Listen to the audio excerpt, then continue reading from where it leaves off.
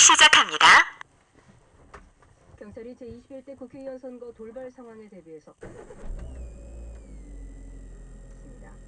경찰청은 투표가 시작된 오전 6시부터 개표가 끝날 때까지 7만 138명의 경찰력을 동원한다고 밝혔습니다. 가포 비상은 비상령 가운데 가장 높은 수위로 중요 선거나 국제 행사, 국빈 방문 등이 있을 때 내려집니다. 가포 비상이 발령되면 모든 경찰관의 연차 휴가는 중지되고 가용 경찰력의 100%를 동원할 수 있습니다. KBS는 오늘 오후 6시 15분 국회의원 선거 출구조사 결과를 발표합니다. 지상파 방송 3사의 공동 출구조사는 엄격한 코로나19 방역 대책을 마련한 가운데 3개 조사기관이 전국 2,300여 투표소에서 투표자 약 51만 명을 대상으로 진행할 예정입니다. 방송사 공동예측조사위원회는 출구조사 결과를 선거 마감 직후인 저녁 6시에 발표할 예정이었지만 중앙선관위의 요청에 따라 15분 늦췄다고 전했습니다. KBS는 개표 방송을 오늘 오후 4시부터 1TV로 방송하며 유튜브 채널 정치합시다와 카카오TV로 모바일 방송도 진행합니다. 도널드 트럼프 미국 대통령이 현지 시간 어제 세계보건기구 WHO에 대한 자금 지원 중단 방침을 발표했다고 로이터 통신이 보도했습니다.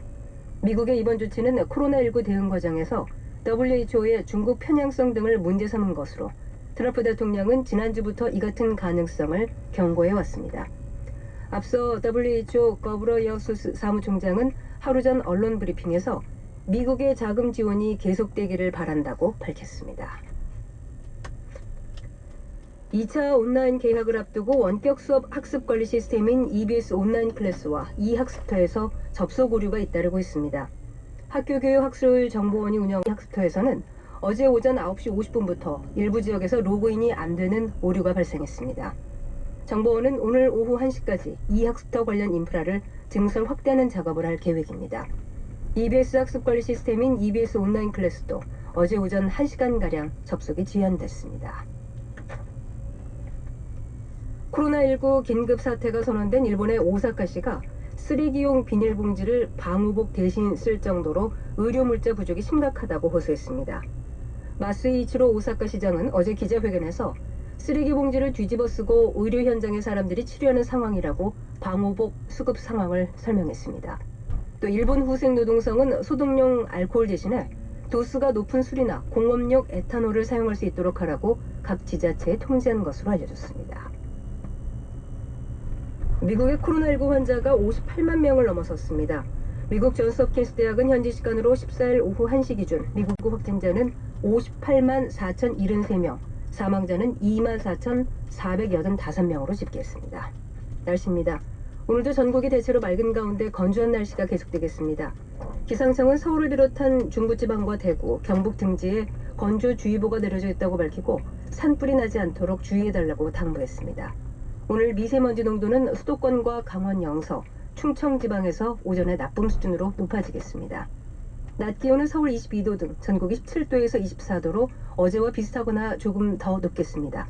바다의 물결은 제주 남쪽 먼바다와 동해 먼바다에서 2m 안팎으로 비교적 높게 일겠습니다. KBS 제일라디오 10시 뉴스 마칩니다. 국혜정이었습니다. KBS.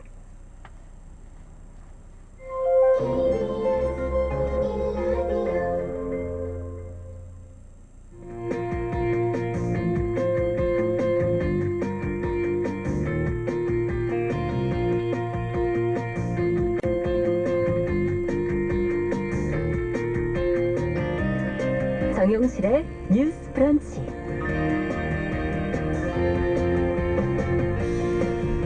안녕하십니까, 정용실입니다. 오늘 아침에 어떤 옷을 선택해서 입고 나오셨습니까? 다니는 직장, 살고 있는 집, 배우자 이렇게 다 떠올려 보면은 어떻게 계속 살만 하십니까? 모두가 다 내가 선택한 결과들인데요. 어떤 날은 꼴 보기 싫기도 하고 또 어떤 날은 그럭저럭 괜찮은데 싶기도 하고요. 어쨌든 좋든 싫든 우리는 그 결과를 항상 감당하고 또 책임을 지면서 살고 있는 것이죠. 자, 오늘도 전 국민이 선택의 기로에 서 있는 날입니다. 그 나물에 그 밥이다. 막말과 꼼수에 꼴도 보기 싫다. 또 이런 냉소와 비판도 많지만 어느 후보, 어느 당에 힘을 실어줘야 나와 또 다음 세대의 삶이 조금이라도 나아질지 진지하게 하시는 그런 분들도 많을 텐데요. 볶은 콩도 굳이 골라서 집어먹는 게 사람의 속성이라고 하더라고요. 오늘이야말로 시커멓고 죄다 똑같아 보이는 콩알들 가운데서 가장 나은 거를 잘 골라서 잘 골라내는 그 선택 본능을 좀 발휘하셔서 유권자들의 지혜를 드러내 주시기를 바라는 날입니다. 자, 4월 15일 수요일 정용실의 뉴스 브런치 시작하겠습니다.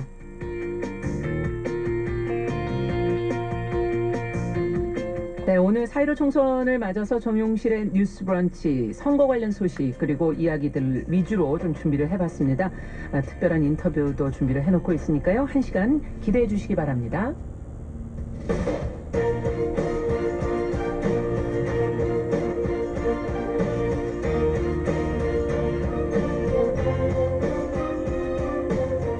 여성을 위한 시사정보 프로그램 KBS 정용실의 뉴스 브런치. 여러분의 의견을 기다립니다. 샵 9730으로 문자 보내주세요. 짧은 문자 50원, 긴 문자 100원이 부과됩니다. 네, 정용실의 뉴스 브런치는 항상 여러분들과 함께하고 있습니다. 문자, KBS 콩, 유튜브 라이브로 실시간으로 들어오셔서 의견 남겨주실 수 있고요. 언제든지 방송이 또 끝난 후에는 유튜브랑 팟캐스트로도 방송을 들으실 수 있습니다. 자, 아무리 선거날이라도 뉴스픽을 걸을 수는 없죠. 오늘도 두 분 모셨습니다. 더 공감 여성정치연구소 송문희 박사님 안녕하세요. 네, 안녕하세요. 전혜영 시사평론가 안녕하십니까? 네, 안녕하세요. 어떻게 두 분은 투표를 할 시간이 없으셨죠? 아침 준비하시느라. 네, 오늘 투표할 건데 아까 오프닝 멘트에서 그나물의 그 밥 얘기를 하신 게 참 와닿았거든요. 예. 근데 그나물의 그 밥이라 할지라도 나물도 무쳐보면은 무칠 때 양념에 따라 맛이 달라지고 그럼요. 그날 내가 어떤 기분으로 버무렸느냐에 따라 달라지거든요. 그럼요. 그래서 최선이 아니더라도 차선이 안 되면 차악이라도 오늘 꼭 투표하시길 바랍니다. 네. 전혜영 평론가도 안 하셨죠? 아니요, 저는 아침 일찍 어머, 투표하고 왔습니다. 그러셨군요. 예, 오프닝에 저도 비유를 해보자면 볶음콩도 이렇게 골라보면 다 다르다라고 하듯이 콩 살피듯이 꼼꼼하게 살펴서 투표했거든요. 아직 안 하신 분들 시간 내고 하시기 바랍니다. 네. 자, 오늘 뉴스는 이제 첫 번째 뉴스는 문재인 대통령이 어제 이제 국무회의에서 코로나19 극복을 위한 긴급 재난지원금 지급 대상자들에게 미리 좀 신청을 받으라 이렇게 지시를 했는데 여기에 대해서 야당이 지금 반발을 하고 있다고 그러는데 관련 내용을 전혜연 평론가께서 좀 정리해 주시겠어요? 예, 긴급재난지원금에 대한 뉴스가 워낙 많이 나오다 보니 좀 헷갈리실 수도 있어서 일단 기준을 다시 한번 말씀드리면 4인 이상 가구 기준으로 100만 원이 적용이 되는데요. 건강보험료를 기준으로 소득가의 70%가 대상이 됩니다. 일반적으로 이런 예산이 되려면 추경을 국회에 제출하고요. 그렇죠. 국회에서 심의를 해서 통과가 되면 이제 지금 신청을 받아서 보통 이렇게 신청하는 이 결과로 이어지게 됩니다. 물론 이제 과정에 심사도 해야 되죠. 근데 문 대통령의 발언을 어제 청와대에서 브리핑한 내용을 살펴보면 추경안 통과로 예산을 확보한 뒤에 신청을 받는 것이 통상적인 절차이지만 지금 워낙 신속한 집행이 중요하니까 국회가 이런 과정을 밟기 전에 일단 지급 대상자들에게 통보를 해줘서 신청을 받으라라는 지시가 내려왔다는 거죠. 네. 청와대에서는 가장 중요한 것은 속도이기 때문에 좀 미리 행정 절차를 맞춰 놓으라는 뜻이다 이렇게 밝히고 있습니다. 하지만 선거를 앞두고 워낙 이제 야당에서는 비판적인 목소리가 나오고 있는데요. 이 통합당의 경우에는 이 박형준 공동선대위원장이 성명을 내서 이거 선거 코앞에 두고 재난지원금 이용해서 표심을 자라는 행태다 이렇게 비판을 했었고 이 불공정 관권 선거 시비가 다니냐 이렇게 야당은 또 목소리를 내기도 했습니다. 네, 선거철이라고 해서 또 할 일을 안 할 수는 없고 또 야당 입장에서 또 그렇게 볼 여지도 있고 두 분은 어떻게 보세요? 문 대통령이 그 재난지원금 대상자 신청을 미리 받으라고 한 거는 지금 엄중한 상황이기 때문에 이제 미리 신청을 받아놓는 행정적인 절차를 하겠다는 것이지 총선 전에 돈을 미리 주겠다는 건 아니지 않습니까? 네. 그래서 이 부분은 이제 좀 분리를 해야 될 것 같아요. 야당이 반발하는 것은 어떤 부분에서 반발을 하냐 그러면 그 이인영 대표가 고민정 후보 유세를 하면서 어떤 얘기를 하냐면 당선되면은 재난지원금을 100% 국민들에게 주도록 노력하겠다 이런 말을 함으로써 야당에게 어떻게 보면 반발의 의미를 좀 준 것 같아요. 네. 그래서 재난지원금이란 자체가 국민의 세금으로 가는 것인데 이거를 뭐 여당 대표가 마음대로 주는 것처럼 이렇게 얘기하는 거는 좀 부적절한 언사였다 이렇게 말씀드리겠습니다. 네. 그런데 지금 지난해 우리도 몇 번 다뤘었는데요. 건강보험료 기준으로 소득 하위 70% 예. 잡는 거 특수고용 노동자라든가 프리랜서들은 굉장히 이게 잘못하면 차별받을 수 있다는 얘기가 나왔었잖아요. 그렇죠. 근데 지역가입자들 같은 경우에는 소득이 최근에 확 줄었는데 건강보험료 기준으로는 마치 소득이 많은 것처럼 그래서 정부에서 일단은 이렇게 지급을 하면서 지급 안 된 층 사람들 중에서 이의 신청도 받는다고 하거든요. 그러면 정말 내 생활은 너무 어려운데 이의 신청까지 하고 받으려면 상당히 좀 시간이 걸리는 부분이 그렇겠네요. 있습니다. 그래서 아마 여러 가지 해석은 나올 수 있겠지만 행정적인 절차를 좀 빨리 진행하자. 저는 그런 의도도 좀 있다고 봅니다. 네. 자, 다음 뉴스는 이제 국내 지금 최대 포털 사이트인 네이버가 총선 기간에 지금 실시간 급상승 검색어 서비스를 이제 중단을 해오지 않았습니까? 이제 오늘 재개를 한다고 하는데 이 실검 서비스 이 총선 공정성에 영향을 주지 않기 위해서 중단을 밝혔는데 어떻게 보세요? 선거에 미치는 영향이 실제로 있는 건지 두 분의 의견을 좀 들어보고 싶네요. 그 지난 2일부터 실시간 검색어를 중단했었죠. 예. 그랬다가 오늘 이제 오후 6시 투표가 끝난 끝나는. 6시부터는 다시 급상승 검색어 서비스를 개시한다고 합니다. 네. 어떻게 보면은 이게 이제 검색을 하면서 여론의 동향들을 유권자들이 알 수 있는 건데 지금까지 보면은 이런 댓글이 약간 좀 많이 갈라지면서 오히려 대결 양상을 부추기면서 민심을 좀 왜곡할 수도 있다 이런 우려가 있었던 것이거든요. 예.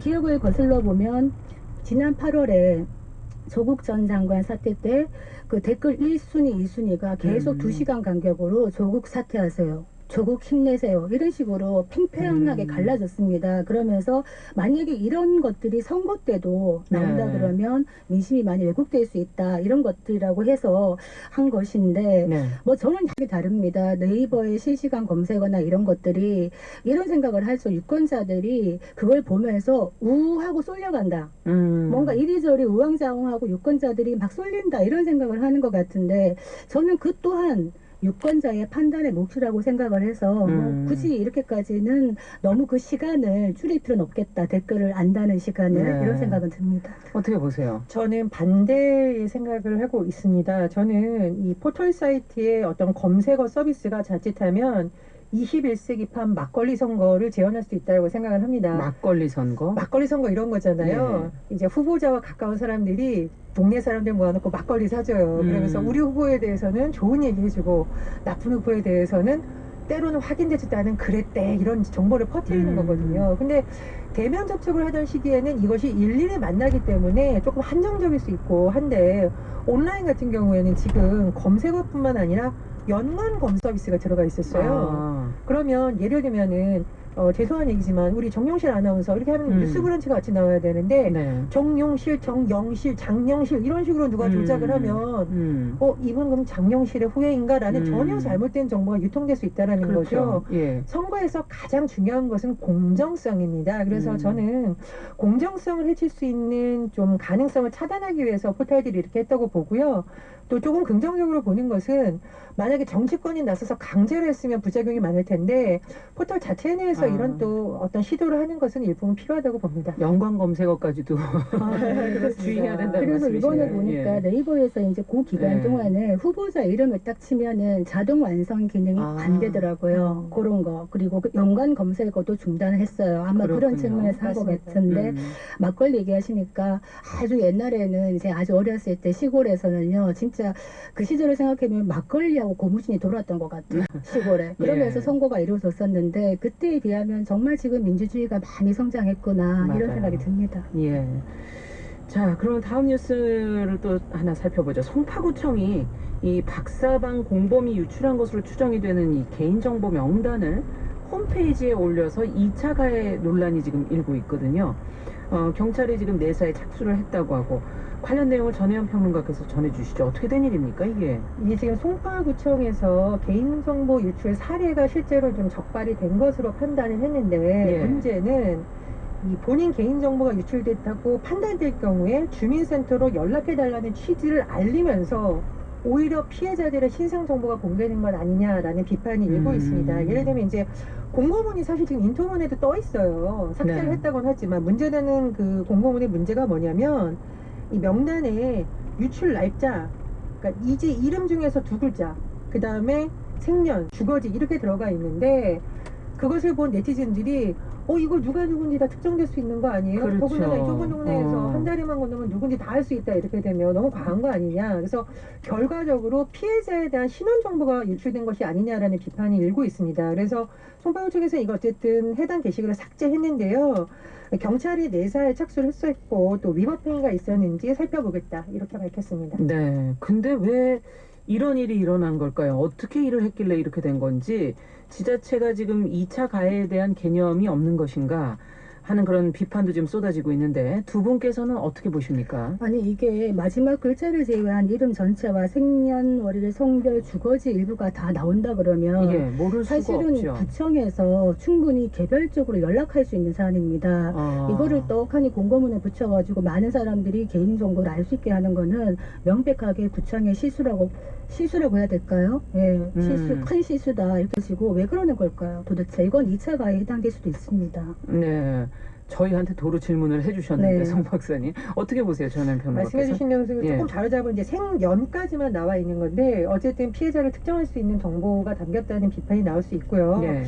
제가 예전에 그 취재 과정에서 정말 어이없는 일을 한번 본 적이 있습니다. 그러니까 피해자가 본인이 속한 공조직에 저 좀 신변 보호를 요청을 한 거예요. 너무 이제 개인정보 유출될 우려도 있고 가해자들이 본인에게 찾아와서 다시 가해를 갈 수 있다라고 해서 피해자가 요청을 했더니 이 굉장히 높은 분이 밑에 사람을 불렀어요. 그러니까 이제 이런 요청이 왔는데 잘해봐. 그러니까 그분이 또 그 밑에 사람, 또 밑에 사람, 또 밑에 사람.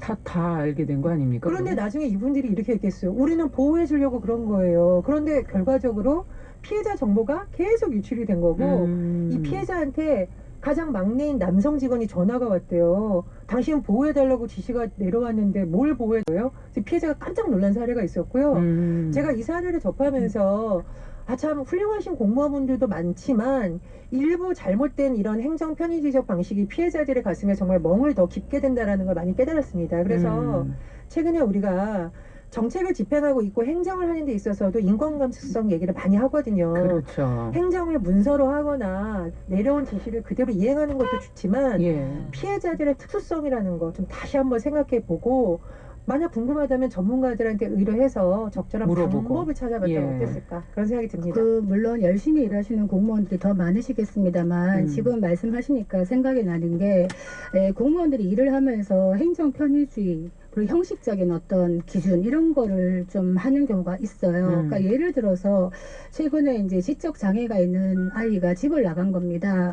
그런데 이제 나이로는 성년인 거죠. 근데 부모가 애 같으니까 구청에 가서 그 주소가 변경된 거를 알고 좀 가르쳐 달라 그랬더니 이거는 개인의 인권이고 정보기 때문에 가르쳐 줄 수 없다. 부모에게도. 예, 부모에게도 심지어 지적 장애가 있는데도 불구하고 이렇게 엄격하게 잣대를 댑니다. 그래서 제가 말씀드리는 거는 그런 경우는 또 피해자나 이런 것들을 보면서 사실은 좀 유연하게 할 수가 있는데 너무 형식적으로 일하는 건 아닌가 이런 생각이 들었습니다. 네. 그래서 이제 겠습니다. 목요일인 내일도 맑은 날씨가 이어지겠습니다. 다만 강원 산지는 오늘 밤부터 내일 오전 사이에 안개가 짙게 끼겠고 약한 이슬비가 내리는 곳이 있을 전망이어서 교통안전에 주의를 하셔야겠습니다. 내일은 오늘보다 기온이 조금 더 오를 전망입니다. 현재 서울의 기온은 18.2도, 습도는 29%입니다. 송소진입니다.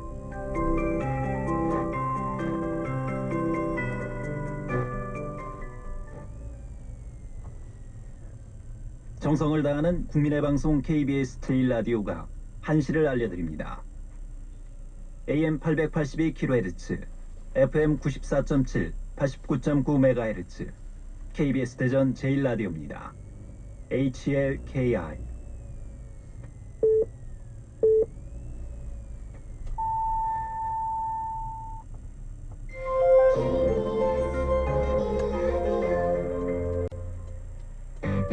야, 왜? 점심시간에 뭐하냐? 차라리 알아야지. 야, 그러지 말고 이거 한번 들어봐. 아, 뭔데? 지금 당장 라디오를 켜봐. 나른한 오후 깨울 시사 토크쇼. 모두가 즐길 수 있고 함께하는 시간. 유쾌하고도 신나는 시사 토크쇼. 오태훈의 시사본부. 네, KBS 제1라디오 오태훈의 시사본부 4.15 총선 특집 2부 시작하겠습니다. 시사본부는 청취자 여러분들의 참여 기다리고 있습니다. 샵 9730으로 의견 보내주시면 되고요. 짧은 문자 50원, 긴 문자 100원, 어플리케이션 콩은 무료로 이용하실 수 있습니다. 청취자 1383님, 방송 잘 듣고 있습니다. 저는 80대인데도 기표 칸이 좁다는 느낌 없었습니다. 저도 잘 했으니 여러분도 모두 잘 할 수 있을 겁니다. 그 의견도 보내주셨습니다. 4.15 총선 특집 이정근 시사평론가, 김관옥 계명대 정치외교과 교수와 함께하고 있습니다.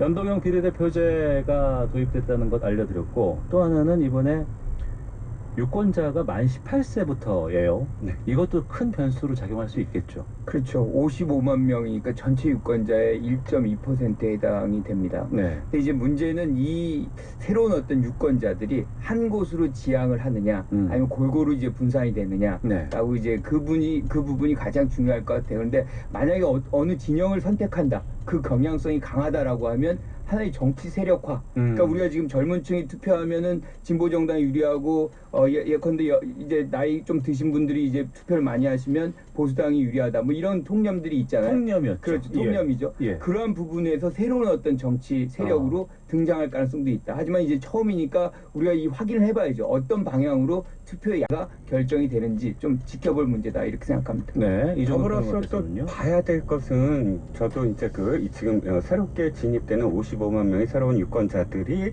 한 방향을 볼 것이냐, 아니면 굉장히 다양한 어떤 생각들을 갖고 있을 것이냐. 한 방향을 보게 된다고 생각하는 건 주로 이제 뭐 나이가 젊을수록 좀 더 진보적인 생각을 갖게 되지 않느냐라는 생각 때문인데, 그것을 돌이켜봤을 때 사실은 또 20대들의 어떤 성향을 보자시면 상당히 복합적이다. 네. 그러니까 우리가 사실상 어떤 문제들을 놓고 단순히 이쪽은 보수고 이쪽은 진보다 이렇게 놓기에는 네. 이 문제들이 굉장히 다양하다는 거예요. 그러니까 우리일수록, 그러니까 뭐 50대, 60대, 70대들은 그런 갈등들이 굉장히 단순했거든요. 지역 갈등, 세대 갈등, 뭐 종교 갈등, 뭐 계층 갈등 이렇지만, 지금은 거기에 뭐 젠더 갈등도 있을 수가 있고, 굉장히 소수자들의 이 다양한 욕구 뭐 이런 것 때문에 20대들의 그 생각은 사실 이쪽에서 이런 문제는 우파적인 시각, 이런 문제는 좌파적인 시각 굉장히 다양하거든요. 예. 그러니까 10대들도 사실은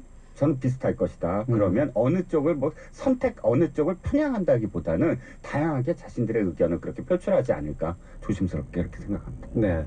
정부가 출범하고 임기 중반에 치러지는 선거가 총선입니다. 그렇기 때문에 중간평가 성격이 강했던 것이 이전의 총선의 특징이었는데, 이번은 글쎄요, 이번 총선의 가장 큰 쟁점은 무엇이라고 보시는지 두 분께 좀 여쭙겠습니다. 저는 뭐 단연코 교수님, 예. 코로나라고 볼 수밖에 없는 거예요. 그러니까 지금 우리가 사실 코로나가 발생하기 전과 후를 보면 우리의 관심이 상당 부분, 그 전에는 뭐 정권이 잘했느냐 못했느냐, 뭐 야당이 발목을 잡았느냐 안 잡았느냐, 네. 일종의 야당 심판론, 정권 심판론이 비등하게 가는, 그것이 사실 가장 중요한 변수로서 작동을 했는데, 코로나가 국면에 등장하면서 사실 이 부분을 어떻게 극복해야 되느냐, 네. 그것이 국민들의 가장 주된 관심사가 돼버린 거죠. 이제 그거를 기준으로 해서 방법론을, 야당이 주장하는 방법론을 찾아갈 것인지, 아니면 여당이 주장하는 어떤 방법론을 선택할 것인지, 그 문제만 이제 남는 것이지, 사실상 모든 부분은 사실 코로나 프레임에서 의해서 그 안에서 사실 치러지고 있다, 이렇게 규정을 할 수 있을 것 같습니다. 네. 예, 저는 아까 제가 이제 코로나19로 가려졌던 부분들이 이제 부각이 된다라는 부분, 뭐가 가려졌느냐가 가장 중요할 것 같아요. 뭐가 가려졌냐면 경제적인 욕구거든요. 무슨 뜻이냐면, 국민들은 이미 3번이나 현 집권 세력에게 밀어줬어요. 대선도 그렇고 총선도 그렇고 지방선거까지. 최근에 벌어진 가장 큰 선거들을 모두 다 아예 거의 몰빵하듯이 밀어줬어요. 지금 의회들을 보면 지방의회들을 보면 자치단체장과 자치의원들이 모두 다 한당 일색 지역구가 많습니다. 네. 그 다음에 국민들이 내놓는 건 이거예요. 자, 이렇게 밀어줬으니까 성적표를 내놔봐 거든요. 그러니까 이번 선거의 의미는 바로 그 점. 그러니까 이만큼 밀어줬는데 그러면 경제적인 성적표는 어떻게 되지? 예. 뭐 이렇게 되묻는 선거거든요. 알겠습니다. 그게 바로 이제 정권 가려졌던 코로나19로 가려졌던 정권 심판론이다. 알겠습니다. 12시 정오 현재 투표율은 19.2%였는데 지금 거소 투표라든가 사전 투표율 합산된 수치가 나온 것 같아요. 여기서 그러면은 그 중앙선거관리위원회 연결해서 좀 상황 알아보도록 하겠습니다. 유거운 리포터. 네, 안녕하십니까. 중앙선거관리위원회 나와 있습니다. 예. 선관위 지금 분위기부터 좀 전해주세요. 네, 오전에는 다소 줄이 길게 이어졌는데요. 다만 일부 투표소에선 마스크를 내리지 않고 쓴 채로 신분 확인을 하기도 해서 유권자들의 불만이 제기가 됐습니다. 이날 오전 광진구의 A 투표소에서는 투표한 시민 20여 명이 얼굴에서 마스크를 내리지 않고 신분 확인을 받았다고 해서 일각에선 혹시나 모를 대리투표 가능성을 걱정하는 투표소에선 방역수칙을 따르지 않는 유권자들로 인해 소동도 일어났는데요. 서울 성북구 종암동의 한 투표소에선 만취한 유권자가 마스크를 쓰지 않고 투표하겠다면서 소란을 피워서 경찰에 연행되는 일도 있었습니다. 네. 이번 선거 개표가 20년 만에 수개표 방식으로 이루어진다고 합니다. 이제 네. 비례대표 때문인데 수개표 준비 작업은 지금 어떻게 되고 있습니까? 네, 이 투표지 분류기를 사용할 때 길이 34.9cm의 용지까지만 사용이 가능하기 때문에 48.1cm에 달하는 비례대표 투표용지는 손으로 개표를 진행해야 하는데요. 이번 총선에는 투표관리관, 투표사무원 등 관리 인력 15만 7천여 명이 투입이 됩니다. 이 개표는 선거가 끝난 후 30여 분이 지난 오후 6시 30분쯤 시작이 되는데요. 선관위는 차질 없는 개표를 위해서 전국 개표소 251개소에 개표 사무원, 협조요원, 그리고 경비, 경찰을 포함해 개표 관리에만 7만 명을 투입을 합니다.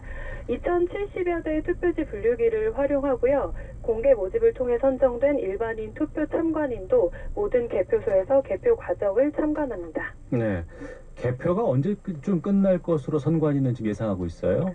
네, 오늘 저녁 6시 총선이 끝나면 전국 14,330개 투표소의 투표함은 251개의 개표소로 모이는데요. 중앙선관위에 따르면 이 4.15 총선 지역구 당선자 윤곽은 투표 하루 뒤인 16일 오전 2시쯤 개표율이 한 70에서 80% 정도 진행됐을 때 드러날 전망이고요.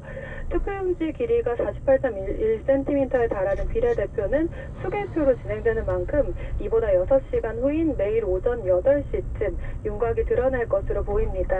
또 중앙선관위는 투표지 분류, 심사 집계 등의 절차를 마친 뒤 개표 입력이 되기 때문에 각 지역구의 첫 실제 개표 결과는 오늘 저녁 8시쯤이 돼야 나올 것이라고 밝혔습니다. 또 지역구는 투표 다음날 오전 4시쯤, 비례대표는 다음날 오전 8시 이후 개표 종료가 예상된다고 발표를 했는데요. 예. 직전 두 차례 총선 투표율을 기준으로 추산한 결과입니다. 20대 총선 당시 개표는 다음날 오전 8시 45분에 그리고 19대 총선 때는 투표 다음날 오전 5시 19분에 끝이 났는데요. 최종 투표율이 지난 총선보다 올라가면 개표 마감 역시 예상보다 더 늦어질 수도 있습니다. 이 비례대표의 최종 당선인은 개표 취합해서 16일 오후 5시 전체 회의에서 확정된다고 합니다. 예, 알겠습니다. 수고하셨습니다. 네, 고맙습니다. 예, 중앙선거관리위원회에 나가 있는 유고은 리포터였습니다. 사전투표 합산한 1시 투표율 49.7%였습니다. 그러니까 12시 후반부터 상당히 올라가는 것들이 사전투표가 합산되는 것 추이가 이제 반영이 됐던 것이고 1시 현재는 49.7%였고 오전에 대구가 가장 사전투표율이 높았다고 했었는데 지금 1시 기준으로 봤을 때는 전남이 55.7%로 가장 높게 지금 나타나는 지역으로 지금 확인되고 있습니다.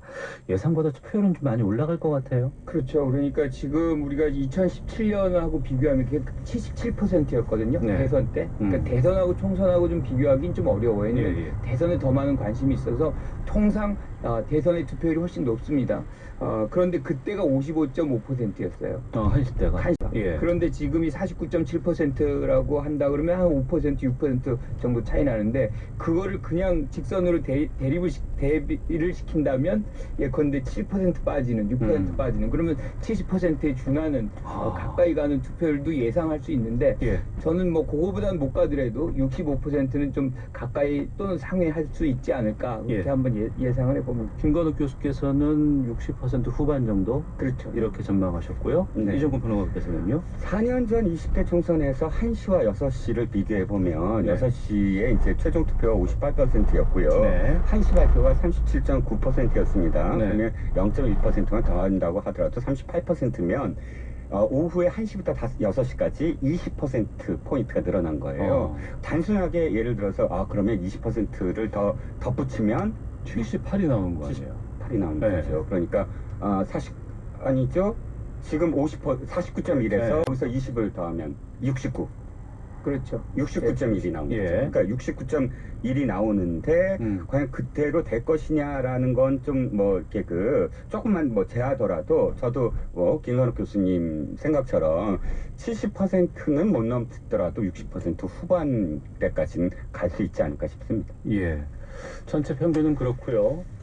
격전지별로 이제 아무래도 관심도가 좀 달라질 것 같아요. 특히 이제 서울 수도권이 격전지다. 아니 이번에는 PK가 격전지다. 아니다. 이 충청도 지금 남다르다. 이런 얘기들 나오는데 두 분께서는 어느 쪽 좀 중점적으로 보고 계세요? 관심지요? 아무래도 저는 수도권이 모든 것을 가르는 그런 지역이 될 수밖에 없다. 그러니까 전체적으로 121석이라고 하는 전체 의석의 거의 3분의 1이 훨씬 넘잖아요. 네. 그리고 또 한 가지가 중요한 것이 여기에 초박빙 지역이 굉장히 많습니다. 그러니까 여기서 마지막 선거를 어떻게 치르느냐가 사실상 당의 어떤 격차를 벌이느냐 아니면 좁히느냐 그 당에서 어느 당이 우위라고 제가 말씀 안 드렸습니다. 어쨌든 그런 이 승패를 가름하는 그런 장소가 되기 때문에 우리가 이 초박빙의 영역에 좀 집중해서 관심을 본다 그러면 이 선거를 좀 재미있게 볼 수 있지 않을까 이렇게 생각을 합니다. 예. 저는 낙동강 벨트입니다. 낙동강 벨트 PK이고요. 낙동강 벨트가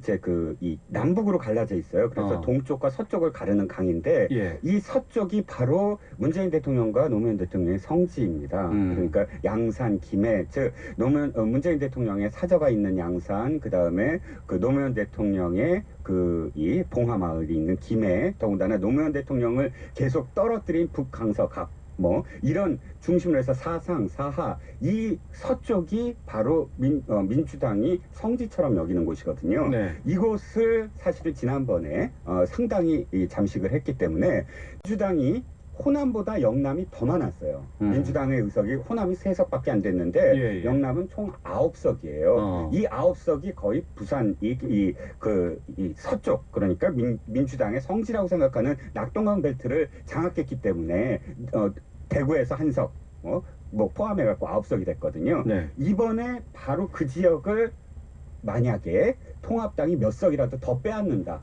다시 탈환한다거나 혹은 빼앗는다면 어떤 의미에서는 민주당이 1당이 되더라도 예를 들어서 이 통합당보다 몇 석이라도 많아서 1당이 되더라도 뼈아픈 선거 결과가 될 것이다. 네. 그만큼 PK에 있어서 통합당이 그래서 이 낙동강 벨트 서쪽을 아주 집중적으로 공략하는 이유가 거기에 있거든요. 그러니까 특정 지역이 문제가 아니라 그 서쪽을 얼만큼 통합당 입장에서는 탈환하느냐 이것이 굉장히 또 관심 지역이라고 할 수가 있겠습니다. 알겠습니다. 청취자 6663번 대구 애청자입니다. 이번엔 제발 막말로 국가의 품격을 낮추는 사람들이 국회에 들어가는 일은 없었으면 좋겠습니다. 7095님 저는 오늘 마스크 2개 가지고 투표하러 왔습니다. 혹시 필요하신 분 있으시면 드리려고요.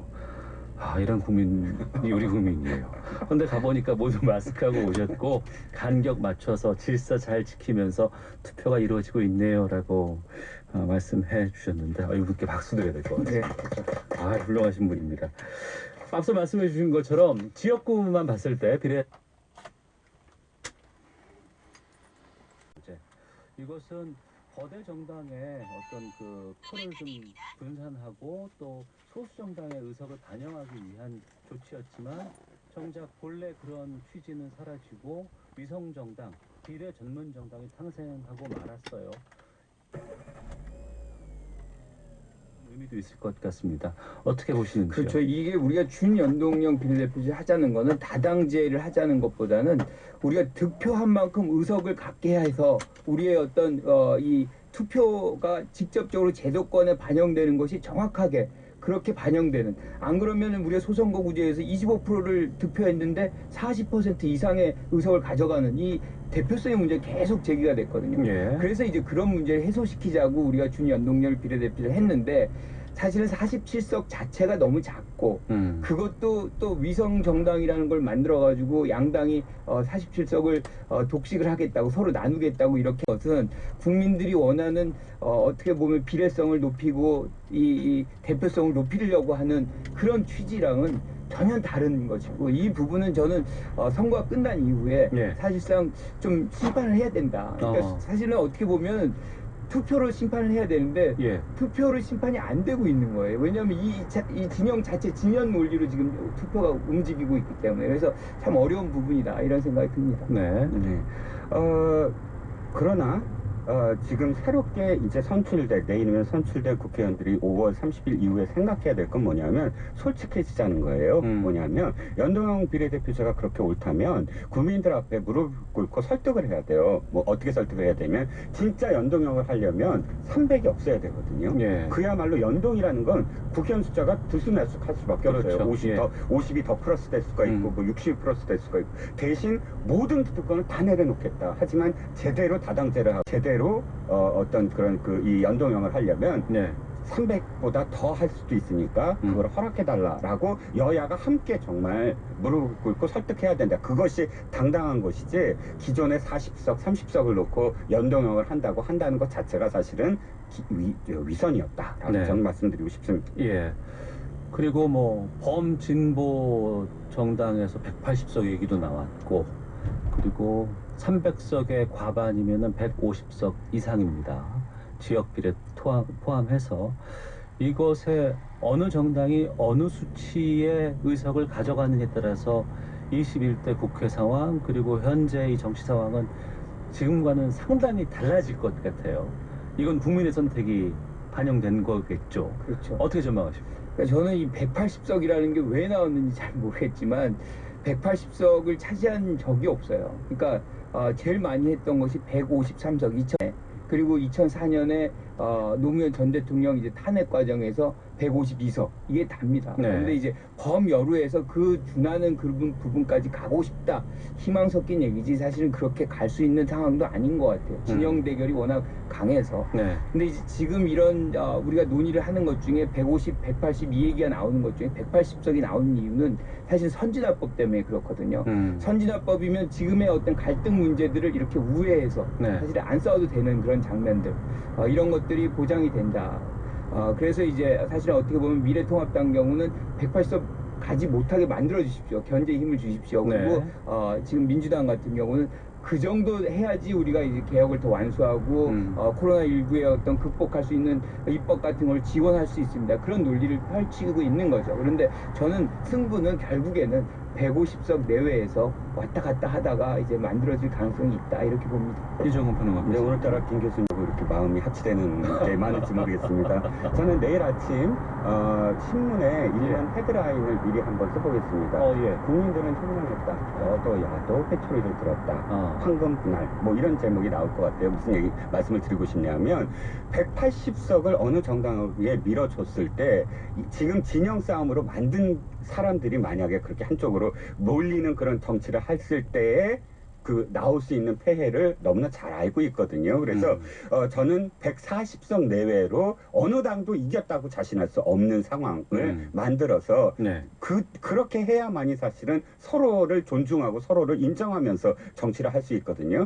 그런데 지금의 만약 180석 이상을 만약 줬다, 그 다음부터는 정치는 이루어지지 않고 원사이드하게 자신들이 생각하는 방향대로만 갈 텐데 그 방향이 사실 무조건 모든 것이 다 오를 수는 없거든요. 그렇기 때문에 국민들은 대단히 현명할 거라고 생각합니다. 현명하실 거라고.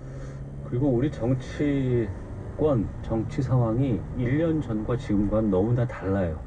당명도 많이 바뀌기도 하고 또 변화도 많았고 아마 4월 16일이 되면 또 여기에 대한 그 결과에 따라서 각 정당의 지금 대표들 아니면은 지도부들 여기가 또 교체가 된다거나 책임을 진다거나 이런 부분들도 있을 것 같습니다. 게다가 지금 다음 선거는 대선으로 이제 바로 또 가게 되거든요. 그 상황들에 대해서 좀 여쭤보고 전망해 보도록 하겠습니다. 김 교수님께서 먼저 말씀해 주세요. 저는 뭐 이 총선이 끝나면 곧 대선 전국이다. 그러니까 우리가 2017년 5월 달에 문재인 대통령이 취임했잖아요. 네. 근데 그때는 이제 뭐 예컨대 기간이 전혀 없었어요. 인수위라든가. 그러니까 우리가 시험이래요. 이 선거를 치르려면 2022년 3월에 치러야 된다. 네. 그러면 딱 2년도 안 남은 거거든요. 그러니까 1년은 이제 선거철이라고 생각하고 요번 하반기가 그나마 남아있는 문재인 대통령의 이제 집권 국정 운영기다. 그런데 문제는 총선이 끝나면은 사실 제일 먼저 관심 있어 하는 부분은 누가 다음 대선에 유력하냐. 네. 결국에는 이제 레임덕이라는 거는 어떻게 해도 대통령제에서는 임기가 고정돼 있기 때문에 올 수밖에 없는 것이거든요. 그런 차원에서 본다면 저는 이제 후보군을 중심으로 해서 재편되고 당 내에서도 이제 경쟁 관계. 그러니까 지금은 당대당의 어떤 대결 경쟁이었다면 그것이 끝난 이후로는 당 내부에서 누가 주도권을 갖고 누가 대표를 갖고 누가 이 후보에 가까이 가느냐 그 게임을 당내 게임을 아주 본격적으로 전개하기 시작할 것이다 이렇게 생각합니다. 네. 그 우리나라 이 대선의 어떤 역사를 보면 자당에서 자당으로 넘어가는, 그러니까 그 같은 계열의 정당에서 대권 후보로 넘어가는 과정에서의 사실은 그 아픔이 굉장히 심각하더라. 예를 들면 이명박 박근혜 그 과정 속에서 사실 굉장히 분열이 많았거든요. 예. 친이계와 친박계, 친이계 한번 학살하고 뭐 친박계 한번 학살하고 흔히 말하는 개파 정치. 이런 것들이 굉장히 부각이 됐었고 네. 또 거꾸로 민주당 계열도 사실은 마찬가지입니다. 민주당 계열에서 김대중 대통령에서 노무현 대통령으로 넘어가는 사이에 그 이 경선 중간에 불복하고 뛰쳐나와서 당 만들고 이인재 후보 같은 경우 그 후유증이 나중에 뭐 그 후보 불복 사건 뭐 1년 동안 후보가 이미 결정됐는데도 불복하고 이런 그 아픔들이 있거든요. 제가 바라봤을 때 지금 미래의 더불어민주당이 사상 유례 없이 일사불란해요. 민주당이 이런 적이 없거든요. 한 6개월마다 한 번씩 당명 바꾸고 지도부 바꾸던 정당인데 4년 동안 당명을 안 바꿨어요. 네. 참 이게 역사상 드문 일인데 그러나 그런 것이 이제 얼마 남지 않았구나. 왜냐하면 올해 말과 내년 초는 캠프가 이미 열리기 시작합니다. 대선 주자들. 그런 대선 주자들의 경쟁이 사실은 그 어느 때보다 더 치열할 수밖에 없는 상황이다. 왜냐하면 유례 없이 지지율이 높았고 유례 없이 뭐랄까요 이렇게 그 희망. 이번엔 진짜 대선에 도전해야 돼 하는 희망이 더 많이 생길 수 있는 곳이기 때문에 네. 그래서 전국이 사실 아무리 그래도 올해 하반기보다는 굉장히 시끄러울 것이다 라는 생각이 좀 드네. 알겠습니다. 오태훈의 시사본부 4.15 총선 특집으로 함께 했습니다. 이종근 시사평론가, 김관욱 계명대 정치외교과 교수와 함께 말씀 나눴는데요. 이제 선거 투표 시간은 지금 한 4시간 30분 정도 남아있는 상황입니다. 두 분께서 아직 투표 못 하시는 분들께 좀 투표 독려의 말씀 해주시면 좋을 것 같아요. 먼저 김관욱 교수님께서 말씀해 주시면. 우리 국민의 한 표가 한 명 한 명의 한 표가 우리 세상을 바꾼다. 그리고 이 코로나 같은 전쟁 같은 위기 상황도 극복할 수 있는 힘은 주권자로부터 나올 수다. 꼭 참여해 주시기 바랍니다. 네. 저는 정치인들은 되게 이렇게 얘기합니다. 유토피아를 만들어준다고. 그런데 유토피아를 직접 보신 분은 한 분도 없으실 거예요. 유토피아를 원하시지 말고 지옥을 피하셔라. 지옥은 많이 겪었거든요. 그렇기 때문에 무엇을 만들어준다라는 말에 너무 현혹되시지 마시고 무엇인가 내가 정말 이건 지켜야 돼 라고 생각하시는 부분을 지키시는 그런 투표가 되시길 바랍니다. 예, 두 분 모두 오늘 투표율은 60% 후반 정도로 예상을 하셨고요. 각 정당에 어느 정도 투표할 것인가에 대해서는 말씀을 좀 구체적으로는 해주질 않으셨어요. 알겠습니다. 지금까지 자 시사본부 4.15 총선 특집 계명대 정치외교학과 김관옥 교수 또 시사평론가 이종건 평론가와 함께했습니다. 두 분 오늘 말씀 고맙습니다. 감사합니다. 자 이어서 헤드라인 뉴스 듣고 기상청 미세먼지 확인하고요. 교통정보까지 듣고 오도록 하겠습니다. 헤드라인 뉴스 조진주 캐스터가 함께합니다. 더불어민주당은 4.15 총선인 오늘 국회에서 투표 상황 점검회의를 열고 촛불 광장에 동참했듯이 국난 극복을 위해 투표해달라고 강조했습니다. 미래통합당과 미래한국당 지도부는 국회의원 선거일인 오늘 국회에서 안보 연석회의를 열고 북한의 순항미사일 발사 등 무력 도발에 대한 대책을 논의했습니다. 북한이 어제 단거리 순항미사일 추정 발사체를 발사한 뒤 미군 정찰기가 잇따라 출동해 한반도와 동해상공을 비행했습니다. 북한이 어제 지대함 순항미사일로 추정되는 발사체를 3년 만에 발사했지만 오늘까지 북한 매체들은 관련 소식을 전하지 않고 있습니다. 지금까지 라디오 정보센터 뉴스였습니다. 이어서 기상청의 윤지수 씨입니다. 미세먼지와 날씨 정보입니다. 지금 미세먼지 상황은 나쁜 곳은 없습니다. 하지만 몸에 더 해로운 초미세먼지 상황은 나쁨 단계를 보이는 곳이 있는데요. 먼지 안개가 낀 서울은 물론이고 경기도 지역과 충청북도 지역을 중심으로 나쁨 단계를 보이고 있습니다. 수치를 보면 1세제곱미터당 서울의 경우 초미세먼지가 46 마이크로그램, 경기도는 42 마이크로그램, 충북 지역 37 마이크로그램을 나타내고 있는 상황입니다. 오늘 이런 이유는 중국 쪽에서 약한 미세먼지가 날아들고 또 우리나라에서 만들어진 미세먼지가 더해지면서 오후에 농도가 다소 높게 나타나는 곳이 있을 텐데요. 주로 중서부 지방과 일부 영남권이 될 것으로 예상이 됩니다. 내일은 전국적으로 보통이거나 좋은 단계가 예상되긴 하지만 오전까지는 서울과 경기도 또 경기도 인천과 경기도 북부 지역을 중심으로 나쁨 단계를 보이는 곳이 있겠습니다. 지금 많은 곳에서 건조특보가 내려진 가운데 선거일은 오늘 전국적으로 맑은 날씨를 보이고 있고요. 낮 기온이 올라 지금 서울 기온 19도를 가리키고 있고 이보다 기온이 더 오르겠습니다. 서울은 22도 안팎까지 오르겠고 대전과 청주, 춘천, 대구 등은 23도, 광주 21도, 부산의 낮 기온 19도가 예상됩니다. 지금 서울 기온은 19도, 습도는 27%입니다. 지금까지 미세먼지와 날씨 정보였습니다. 다음은 이 시각 교통 상황 알아보겠습니다.